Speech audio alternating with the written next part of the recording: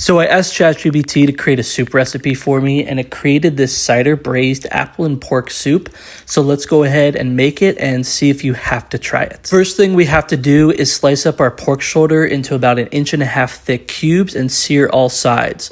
A little bit of butter, some olive oil, don't overcrowd, and do in some batches until you get a nice golden brown. The next thing ChatGPT told me to do is dice up some apple, garlic, and shallots, which we'll use to build the aromatics for this soup. What was interesting is ChatGPT knew to use the same pot so that we could really build on the flavors with everything that we're creating. So into the same pot, add in our chopped up apples, garlic, and shallots, and let that go till nice and brown.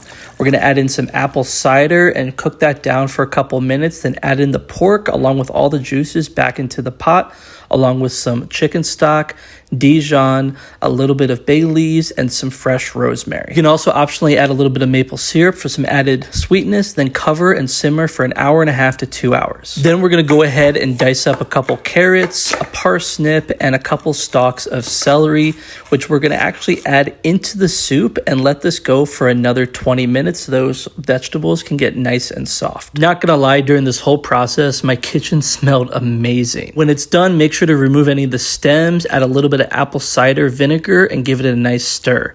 Then just go ahead and serve, and of course we have to dive in for that final taste test. Finish with a little bit of salt, pepper, and some crispy sage. And I gotta tell you, the broth of this was absolutely fantastic. Really bold, had a nice pork and apple flavor. You definitely have to try this.